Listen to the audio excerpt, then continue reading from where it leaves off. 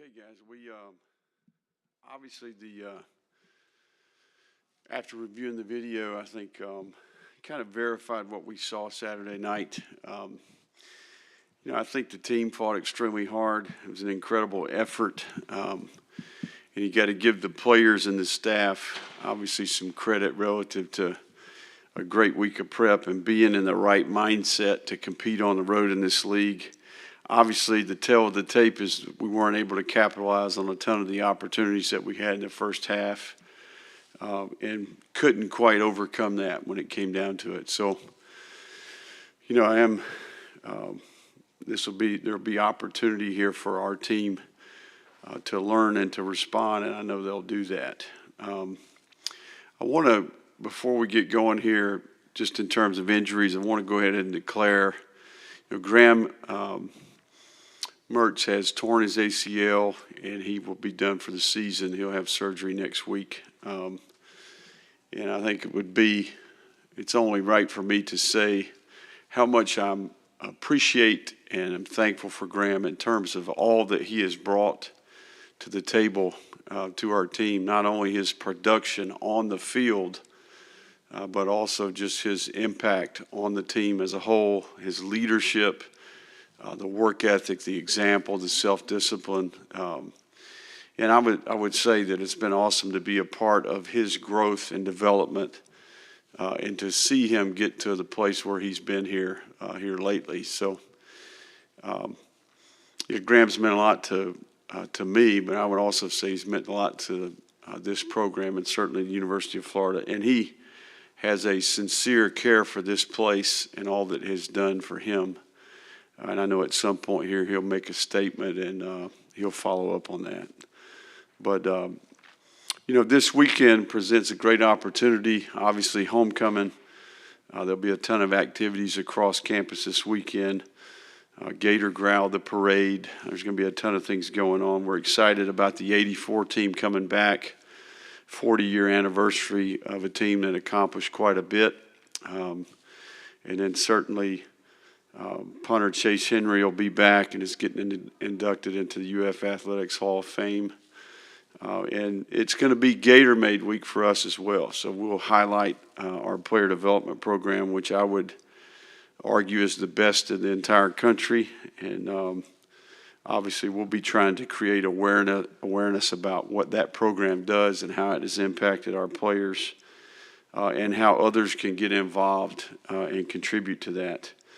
But we do have an incredible staff there of 4 full-time members that help and really 24/7, 365 work on life after football and trying to equip and empower these guys and prepare them for their future.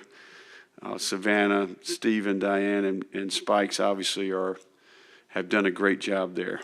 So this program has an endowment that continues to grow. It's created by former player Mike Ricketts, who's we're so endeared to for all that he's done, and we're very grateful. It serves as an ultimate showing of leadership to continue to pour back into our young men in terms of their future, not only this team and these players, but future teams and future players. Kentucky has a good football team, regardless of the record. When you turn on the tape, you see a team that has height, length, and speed, and certainly has an identity in all 3 parts of their team and can create a ton of issues for you. Strong defensive unit that has a bunch of veteran players, and obviously an offensive unit that has improved every week. And special teams, they've got dynamic returners that can cause some headaches. So Coach Stoops does a really good job. I have a ton of respect for him as a coach in terms of what he's accomplished and the consistency in which they played. So Kentucky's much better than their record says, and obviously this will be a big challenge. We're excited about being back at home. What do we got? Montrell Johnson, I know Wednesday's the injury report, but anything with him? Is he going to be out this week? We don't anticipate it being a long-term issue. As far as the situation with Graham, just what kind of blow is that to the offense? And then also getting DJ prepared kind of for the pressure of every down in the SEC. He has played a non-conference game. Well, I would say, I think there's some excitement in terms of DJ and what he's been able to accomplish thus far. And I think he'll be much more prepared, having started a game, but also having played in each game this season. So we'll be a little bit further along because of that investment. And I do think that he will benefit from taking all the first-team reps the entire week. And then Aiden Warner will be the backup, and we'll take the reps with the twos. So I think that we'll be a little bit further ahead maybe than we would have been if we were just playing one player. So, it's going to be – DJ has this innate ability to kind of rise to the occasion and step up in big moments. And I'm confident that he'll do that in this situation. I also think it's a great opportunity for the team as a whole to kind of raise their level all throughout the team. Every position group unit, we need to do that. You have to be cognizant of the depth you have at quarterback and taking nothing away from Aiden, but he hasn't played a lot. Right. Do you have to be cognizant of that when you go into game planning and how much you can run DJ, how much you can put him in harm's way? Yeah, we've been in similar situations in the past with Anthony.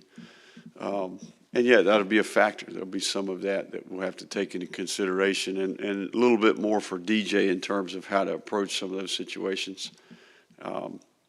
But yeah, Aiden just got here in January and obviously was injured in the spring. But he has impressed us with he's really developed quite a bit and showed promise since coming back off the knee and being available for all of summer and training camp.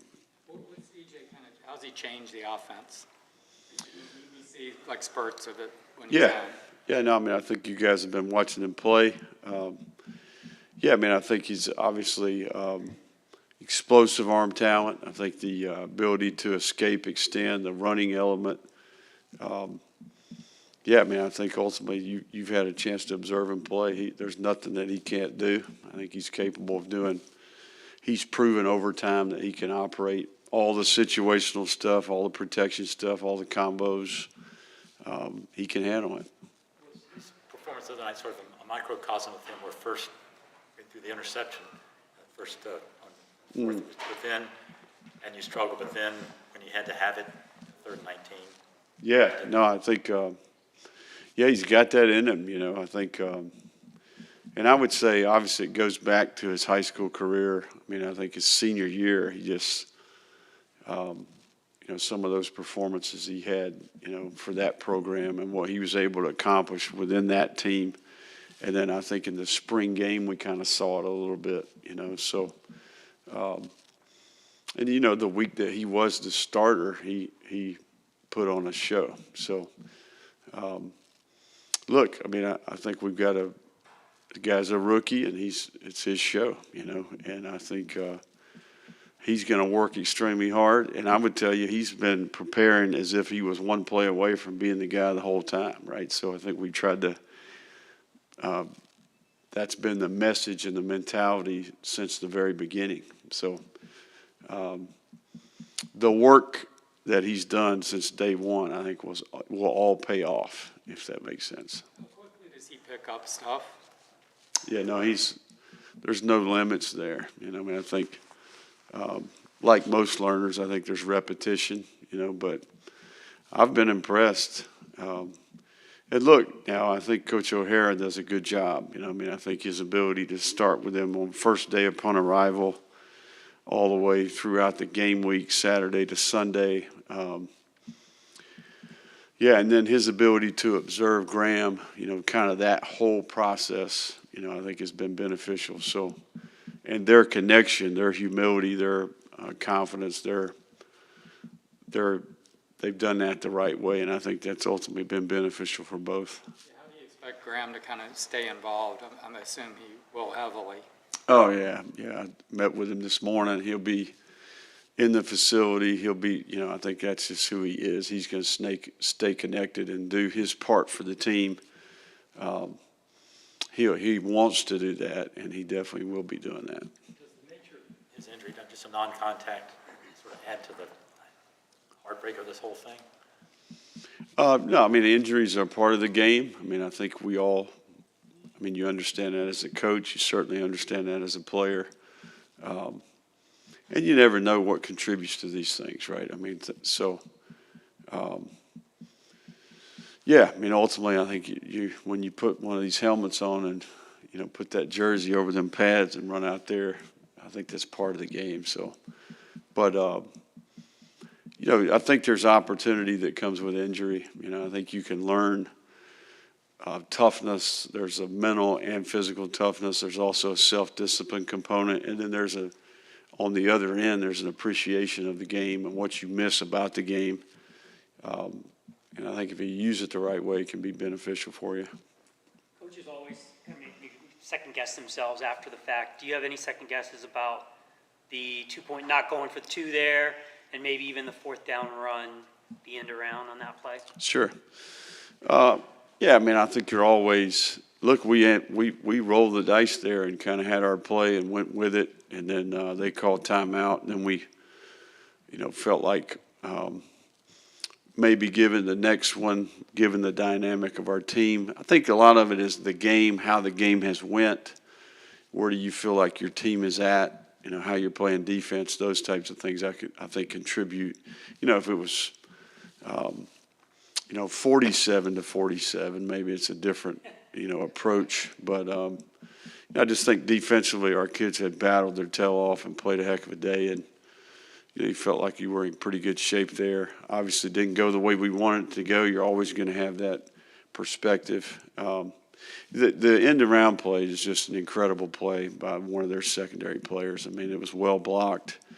It was a great decision. And in terms of the execution of the play, the guy just made a phenomenal play. If you'd have told me that was what was going to happen. So I just think it was a really good football play by their corner. What's your philosophy of being in shotgun on 4th and inches? Because you turn that into a Yeah. 4 or 5 yard gain. Yeah, we sneaked it earlier in the game underneath the center, and then obviously converted that. And at that point in time, we felt good about the play. We had a good play, and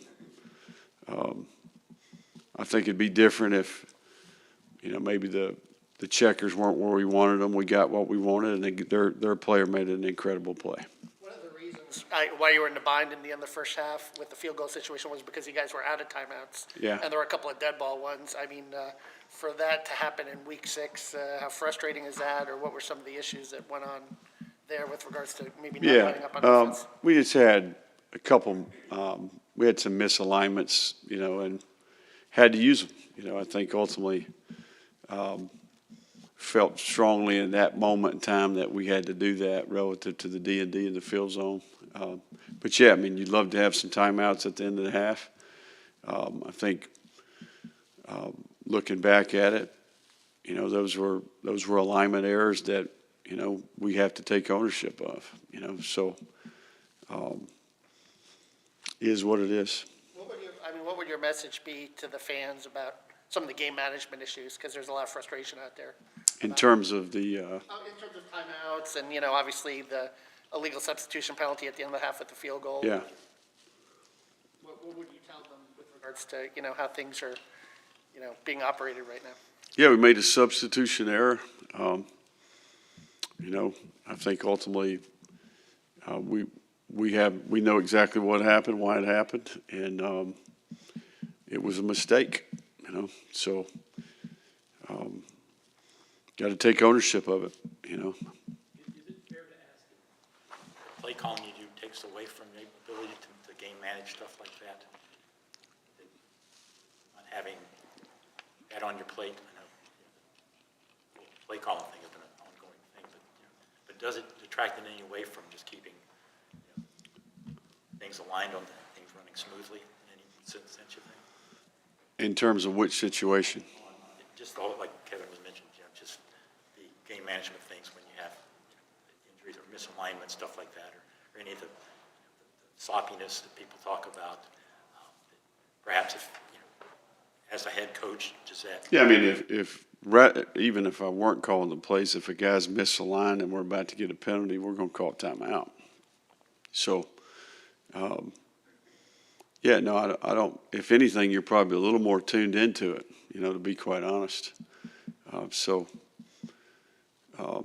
No, I don't think that takes away from that part of the job. Coach, talking about Kentucky, just given the record between Florida and Kentucky the last 4 years, and also the season as an overall whole, how much would a win mean to you personally and just Florida as a whole?